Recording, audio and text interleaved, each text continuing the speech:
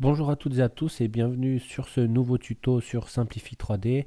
Donc aujourd'hui on va voir vite fait, on va refaire un petit check de l'interface de Simplify et on verra une petite chose qui s'appelle, donc en anglais ça va être les internal et external infill angle offset et donc en français ça va être, alors je vais vous dire exactement ce que c'est. La traduction donc en français, on va aller dans modifier les paramètres du procédé, dans remplissage, et en fait c'est les angles de remplissage interne et les angles de remplissage externe, pardon. Donc souvent on me demande à quoi ça sert, ben, on va voir ça après la petite représentation, si vous n'avez pas vu mes autres vidéos qui traitent du sujet sur Simplify 3D. Alors c'est parti. Donc ce qui est pratique dans Simplify 3D déjà c'est d'utiliser les raccourcis clavier. Ça fait toujours gagner du temps et c'est toujours plus simple. Donc si j'appuie sur Q, je vais donc être sur mon outil de sélection normale. Si j'appuie sur W, je vais être sur mon outil de translation, c'est-à-dire que je peux bouger mon objet, mon fichier STL. Maintenant, si j'appuie, donc je peux le mettre n'importe où je le désire, hein. Donc ça, c'est avec l'outil translation W. À chaque fois que j'appuie sur un raccourci, vous pouvez donc ici voir que sur la droite, ça change d'icône. Donc je vais le refaire. Donc Q, c'est normal, donc l'outil de sélection normal. W, l'outil de translation. Et E, ça va être pour l'échelle. Donc si me mets sur l'objet, je peux faire une échelle plus ou moins grande donc sur mon objet. OK. Et si j'appuie sur R, on peut voir que ça va être lui la rotation. Donc c'est toujours un gain de temps de savoir les raccourcis clavier sur les logiciels dans lesquels on utilise, que ce soit Simplify 3D ou un logiciel comme Photoshop ou After Effects ou n'importe quel logiciel. On gagnera toujours du temps sur l'utilité de notre logiciel. Donc je vais appuyer sur Q pour la sélection. Maintenant, si j'ai envie, là, comme on a fait des changements et je voudrais le remettre à sa taille initiale, mais j'ai pas de valeur. Donc, ce que je fais, je vais réinitialiser la mise à l'échelle. Hop, et là, on peut voir que les coordonnées se sont remises à 0. Également, ce que je peux faire, c'est centrer et arranger. Comme ça, il se met au centre du bed. Donc, on a revu principalement les translations, la sélection normale, l'échelle et la rotation. Donc je répète pour les raccourcis clavier, donc c'est Q pour la sélection, W pour la translation, E pour l'échelle et R pour la rotation. Et si je laisse mon curseur donc indiqué sur l'icône, on peut voir sélection normale et entre parenthèses marqué Q. Donc c'est les raccourcis clavier que je vous ai énumérés à l'instant. W, E et R. Alors voilà. Donc maintenant, ce que je voudrais vous parler, c'est dans l'onglet Process. On va aller donc faire modifier les paramètres du procédé. Ou alors, je double-clique ici, ça m'ouvre aussi ma fenêtre. D'accord. Où je fais modifier les paramètres, c'est la même chose. Maintenant, je voulais vous reparler de cette petite fenêtre aussi, là où on a nos objets, nos fichiers STL, ou même un fichier .obj. Simplify prend les fichiers .obj également. On n'est pas obligé d'avoir un fichier STL pour pouvoir découper notre fichier 3D. Donc soit on fait un drag and drop, un glisser-déposer dans cette fenêtre de notre bureau ou du lieu où le fichier STL ou obj est situé, et donc on le fait glisser déposer, ou je peux très bien faire un importer tout simplement et aller le chercher. Voilà, aussi simple que ça. Donc je vais double cliquer sur le process, et comme je vous ai dit, le but de cette vidéo c'était de vous montrer à quoi ça sert dans l'onglet remplissage, c'est-à-dire dans l'onglet infill, et bien les angles de remplissage interne et les angles de remplissage externe. Donc là, c'est par défaut. Je vais mettre d'accord et on va faire un prépare to print, préparation à l'impression. Je vais me rapprocher pour bien voir ce qui s'est passé. Donc ici, sur... donc, ah oui, une autre petite chose avant pour vous dire. C'est-à-dire, dans mes couches... Donc dans mes couches ici, j'ai bien couche solide supérieure, j'en ai mis 4 et couche solide inférieure, j'en ai mis 3. Ok. Donc je refais. Donc là, on est sur notre couche du dessus. Voilà. Donc ici, une fois qu'on a découpé notre fichier, on a max en bas avec, là je l'ai mis sur donc prévisualisation par couche.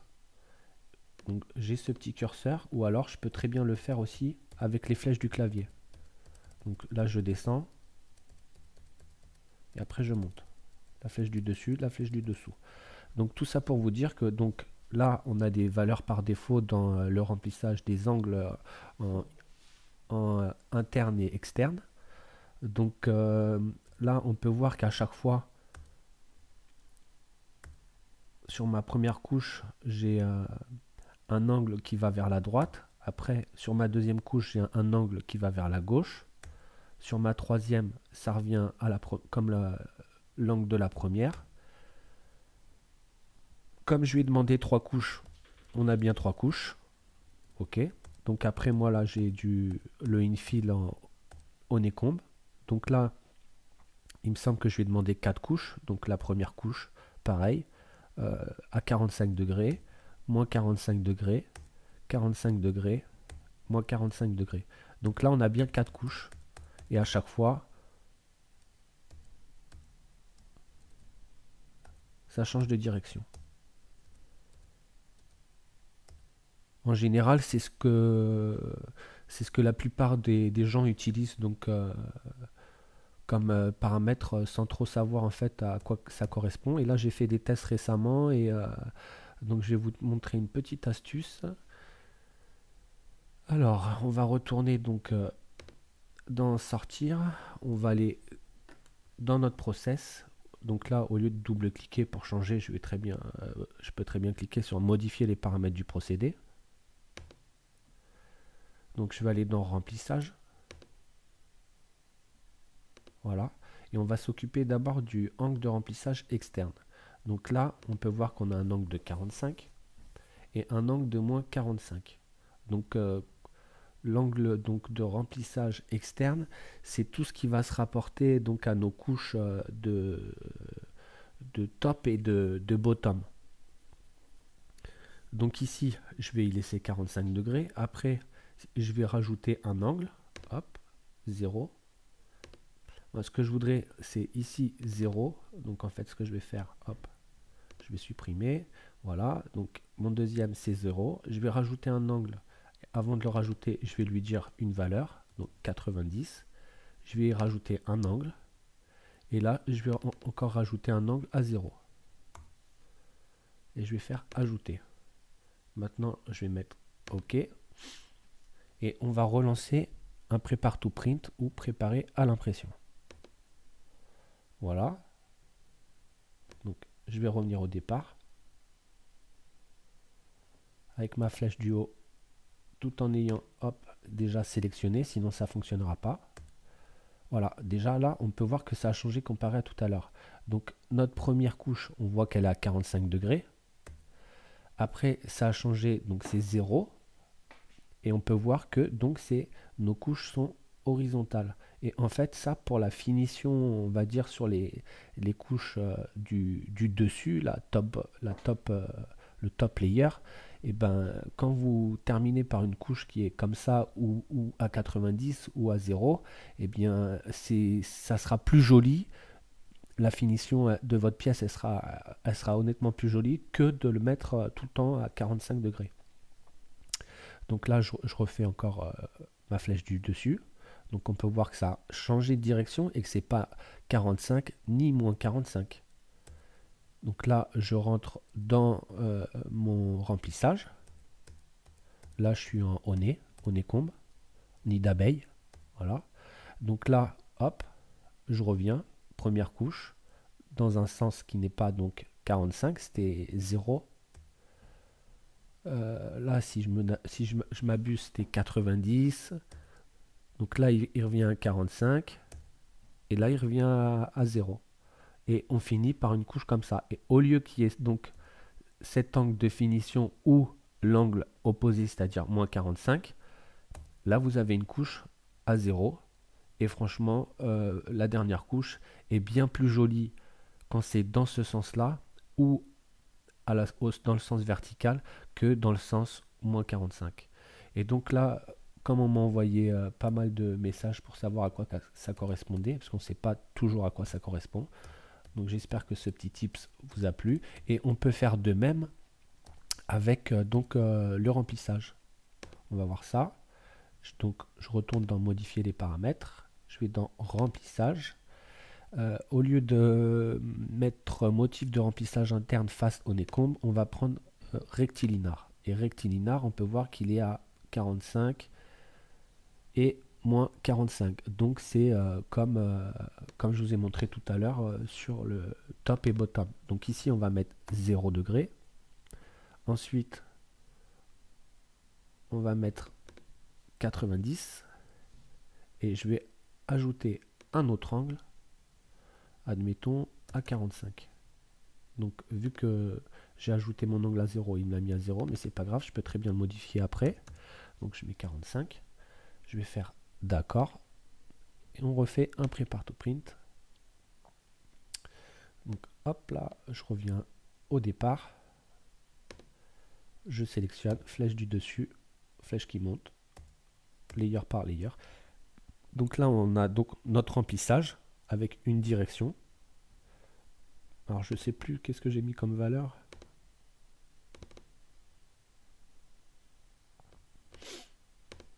Alors 0,90 45. Ok. 0,90 45. Voilà. Je sélectionne. Je monte avec ma flèche. Donc 0 degré. 90. Et là, on voit bien qu'on est à 45. Je remonte. Donc le 0. 90, il change de direction. Et 45. Si par exemple on aurait mis moins 45, c'est ce qu'on va faire pour vous montrer la différence. Là, on voit que notre infill, notre remplissage, donc avec un angle de 45 degrés, donc ça part vers la droite. On va mettre un angle à moins 45, juste pour vous montrer la différence.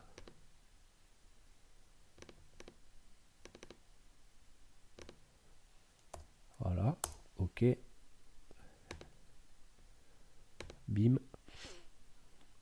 Je reviens au départ. Je sélectionne dans mon petit carré et j'augmente avec la flèche. Donc, comme tout à l'heure, là on est à 0, là on est à 90 et là on est à moins 45. On voit bien qu'il a changé de direction. Tout à l'heure il allait de gauche à droite et là il va de droite à gauche. Et donc à chaque fois en fait il va faire ça.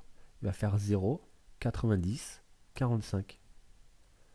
0, 90, 45. 0, 90. Voilà. Jusqu'à temps qu'il arrive en fait à... Là, il a fait sa dernière couche de remplissage. Et il passe donc comment dire, au layer du dessus. Donc comme on y a mis également un angle, on voit les directions qui changent. Toujours, hop, 45. Et là, il a fini donc par 0. Voilà. Donc ça, je pense que au niveau finition, c'est l'idéal. Donc, n'hésitez pas à jouer avec ces valeurs-là. Faites des tests et puis vous verrez que il y aura une amélioration de votre finition de la pièce sur le dessus. Après, c'est au bon vouloir de chacun. Il y en a qui vont préférer avoir une finition à 45. Il y en a d'autres, ça sera 90. Mais honnêtement, là, en ce moment, je tourne sur du 90 et je trouve que c'est bien plus joli. Et une petite astuce aussi que j'aime bien mettre, c'est dans dans Avancer, type de mur fin intérieur. Donc je suis sur Autoriser le remplissage des espaces, ou alors ça s'appelle, si vous êtes en anglais, il me semble c'est Allow Gap Fill. Et en fait, c'est le remplissage donc, des espaces dynamiquement. C'est une nouvelle, c'est une option qui est venue depuis la dernière version. Ça, en fait, ça met du filament à des endroits où avant il n'y en avait pas. Surtout en fait quand euh,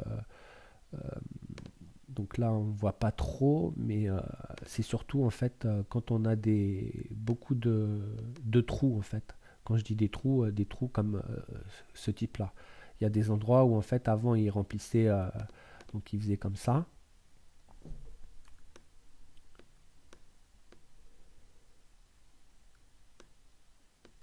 Donc pour bien voir, donc aussi dans coloriage, donc on a vitesse de mouvement, tête d'outil active. Donc ça va être si vous avez plusieurs têtes sur votre machine. Type de fonctionnalité. Donc sur type de fonctionnalité, on peut voir justement, c'est super pratique. C'est tous nos paramètres. Et on a une couleur ici, gap fill. Donc c'est un vert un peu tiré par les cheveux. Après c'est vrai que pour faire la différence, bon, on le voit surtout avec le solid layer là. C'est un peu plus foncé quoi en fait que cette couleur là. Et donc ce que je vous disais, c'est que le gap fill, il vient mettre du filament euh, dans les endroits autour des trous. Mais là, apparemment, il n'y en a pas. Mais je laisse toujours cette option et comme ça, je sais que je suis tranquille. Voilà. Donc, j'espère que cette petite vidéo vous a plu et je vous dis à bientôt pour d'autres vidéos sur Simplify.